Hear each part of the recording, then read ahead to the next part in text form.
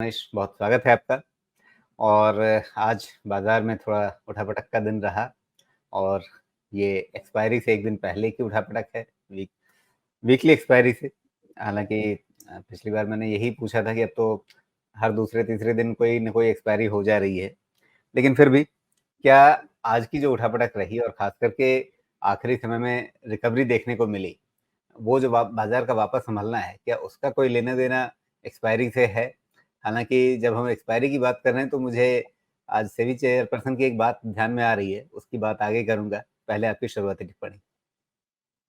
जी, नमस्कार। तो मुझे ऐसा लग रहा है कि एक्सपायरी इम्पैक्ट है, सर्टेनली है।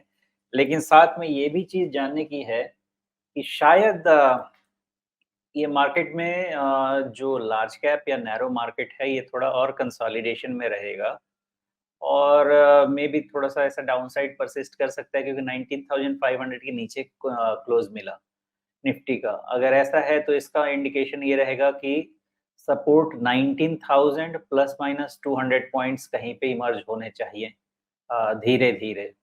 वैसे ही निफ्टी बैंक का भी थोड़ा-सा वीकनेस परसिस्ट किया आज।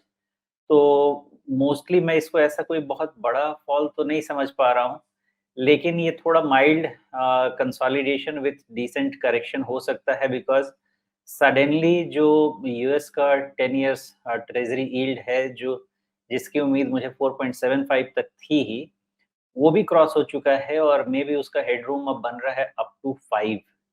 तो वो जो फैक्टरिंग हो रही है जिसके कारण डॉलर इंडेक्स भी टुवर्ड्स 107 गया और मुझे लगता है यहाँ पे आके थोड़ा-सा स्टेबलाइज़ हो जाएगा। डॉलर इंडेक्स भी 107 के आस-पास स्टेबलाइज़ होना चाहिए अंदाज़े से और यूएस ट्रेज़री यील्ड भी 5 के 10 इयर्स एटलीस्ट 5 के आस-पास स्टेबलाइज़ होना चाहिए।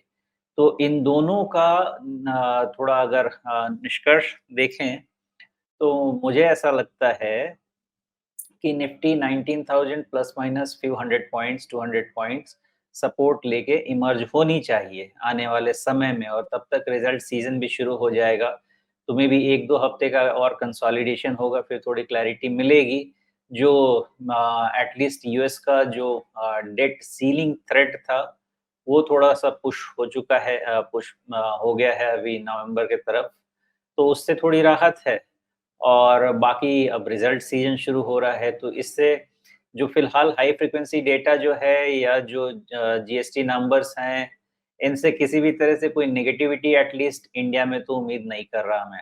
तो अब इसके थोड़ा कंक्लूजन की तरफ मैं बढ़ूँ तो मुझे मार्केट में ये समझ में आता है कि जब मिड कैप और लार्ज कैप को देखता हूँ तो मुझे ये ठीक लग रहे हैं अभी भी। ब्रॉडर मार्केट में मुझे कुछ दिक्कत नहीं दिख रही है एक्सेप्ट फॉर सम कंसोलिडेशन और बाकी जब रिजल्ट शुरू होगा थोड़ा भी पुश मिलेगा तो पॉजिटिव मिल सकता है। और जो नैरो मार्केट है मतलब जो इंडेक्स और इंडेक्स रिलेटेड स्टॉक्स हैं, उसमें हो सकता है थोड़ा और कंसोलिडेशन बना रहे या थोड़ा करेक्शन हो बिकॉज़ एफआई सेलिंग अभी थमी नहीं है और 5% तक यूएस ट्रेज़री में 10 इयर्स जीसेक यील्ड में रूम है, तो उसके कारण थोड़े और आउटफ्लो बनेंगे। तो ऐसे हम कंक्लूड कर सकते हैं कि नैरो मार्केट थोड़ा प्रेशर में रह सकता है अभी भी और जब रिज़ल्ट शुरू हो जाएँगे, तो जब स्मॉल कैप और मिड कैप के रिज़ल्ट्स आने शुरू होंगे, तब शायद ये अंदाज़ा लगेगा कि शायद उसमें और थोड़ी स्ट्रेंथ आए, अगर कोई डिसअपॉइंटमेंट बड़ा नहीं होता है कंपनीज़ की तरफ से तो।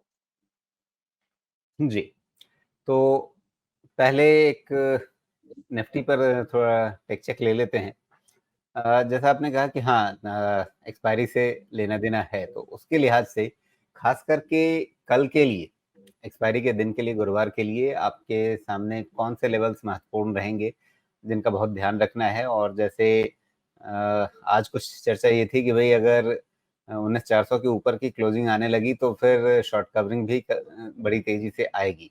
हालाँकि आज गैप डाउन खुला था। तो कल की उठापटक कैसी रहने वाली है?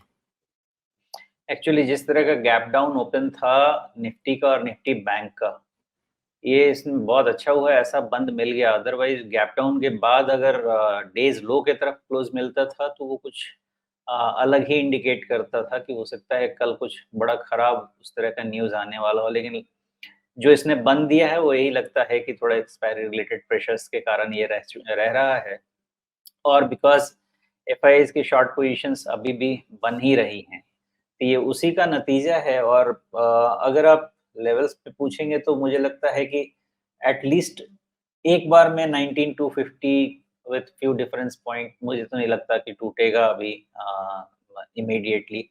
लेकिन जो एक्चुअल लेवल्स हैं वो जी, एक बार 19,000 फिर से वो लेवल बता दें, वहाँ पर मैं लकीर खींच के रख दूँ एक।